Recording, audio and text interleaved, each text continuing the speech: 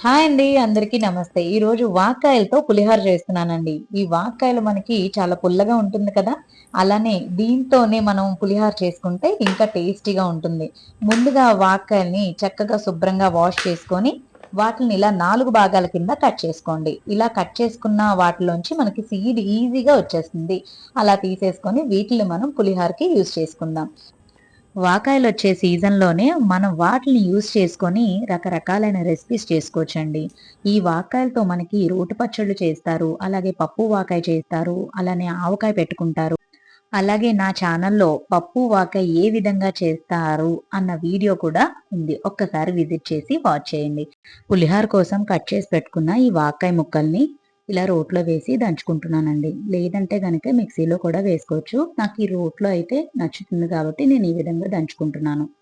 అలానే ముందుగానే నేను రైస్‌ని పసుపు, ఉప్పు వేసి అన్నం ఇలా వార్చుకొని చల్లారబెట్టుకుంటున్నానండి. ఇప్పుడు ఇందులో కాస్త ఆయిల్‌ని వేసి ఈ విధంగా కొంచెం ఇలా దంచుకున్న వాకాయ ఉంది కదా! ఈ వాకాయని మనం ప్లేట్‌లో తీసేసుకోండి పక్కకి. ఇప్పుడు పులిహోర పోపు పెట్టినప్పుడు మనం దీన్ని యూజ్ చేద్దాం. ఇలా దంచి పెట్టుకున్న వాకాయ పేస్ట్‌ని రైస్‌లో మనం పచ్చిగా కలుపుకుంటే ఇందులో ఔషధ గుణాలు మనకొస్తాయండి. ముందుగా ఫస్ట్ కొంచెం వేడిగా ఉంటుండగా కరివేపాకుని లైట్‌గా దూసేసి ఈ వేడన్నంలో కలుపుకుంటే దాని ఫ్లేవర్ వస్తుంది. అలానే ఒక 2 స్పూన్లు వాకాయ పేస్ట్‌ని కూడా వేస్తే పుల్ల పుల్లగా టేస్టీగా ఉంటుంది. హెల్త్‌కి కూడా మంచిదే అండి. ఇప్పుడు మనం పోపుకి రెడీ చేసేసుకుందాం. పులిహోర పోపుకి ఆవాలు, శనగపప్పు, పచ్చిశనగపప్పు, మినప్పప్పు, వేరుశనగ గుళ్ళు, ఎండుమిర్చి, కరివేపాకు తీసుకున్నాం. వీటిని మనం తాలింపుకి యూజ్ చేద్దాం. అలానే అల్లం, పచ్చిమిర్చిని కూడా తీసుకున్నాను. దీన్ని మనం కొంచెం కచ్చాబచ్చగా దంచుకొని ఈ పోపులోని దీన్ని వేసేసుకుందాం. ఈ అల్లాన్ని, పచ్చిమిర్చిని కచ్చాబచ్చగా దంచుకున్నాం. స్టవ్ వెలిగించుకొని కళాయి వేసుకొని కాస్త ఆయిల్ వేసుకోండి. ఆయిల్ వేడెక్కిన తర్వాత మనం ఫస్ట్ వేరుశనగ గుళ్ళు వేద్దాం. కొంచెం పచ్చిశనగపప్పు ఫ్రై అయిన తర్వాత మనం మిగతా పోపులను వేసేద్దాం. మనకి ఇప్పుడు వేరుశనగ గుళ్ళు, పచ్చిశనగపప్పు కొంచెం ఫ్రై అయ్యాయి కదా! ఇప్పుడు మిగతా పోపులను అందులో వేసేసుకుందాం.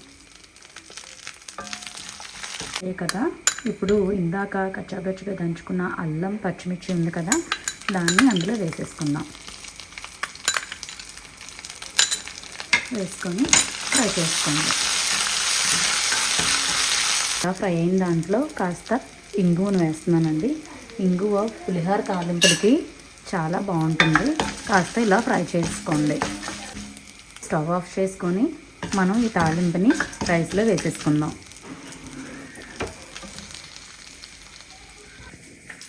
ఈ తాలింపు వేసాం కదా, మొత్తం రైస్ అంతా ఒక్కసారి కలిపేసుకోండి. కొంచెం తాలింపు అందులో ఉంచుకొని మళ్ళీ అదే ప్యాన్లో ఈ వాక్కాయ పేస్ట్ ఉంది కదా, వాక్కాయ పేస్ట్ని ఇందులో వేసుకుందాం.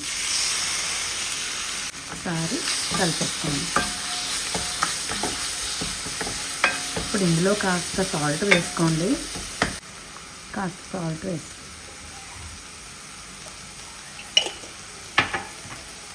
కలిపేసుకోండి. ఇలా వాక్కాయలో పచ్చిదనం పోయేంత వరకు ఒక 10 నిమిషాలు ఇలా ఆయిల్లో కొంచెం పోపు వదిలేసాం కదా, ఆ పోపులో ఇలా వాక్కాయని ఒక్క 10 నిమిషాలు ఇలా ఫ్రై చేసుకొని తాలింపు పెట్టుకున్న రైస్ ఉంది కదా, ఈ రైస్ని మనం ఈ కళాయిలో వేసేసుకుందాం. ఇప్పుడు మొత్తం అంతా కలిపేట్టుగా కలిపేసుకోండి. ఒక 5 నిమిషాలు మొత్తం అంతా కలుపుకొని స్టవ్ ఆఫ్ చేసుకోండి. అంతేనండి, ఎంతో టేస్టీగా ఉండే పుల్లగా ఉండే వాకాయ పులిహోర రెడీ అయిపోయింది.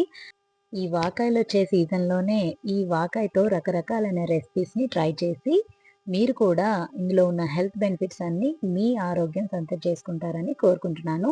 నా వీడియో గనుక నచ్చినట్లయితే please like, share and subscribe my channel. Thank you.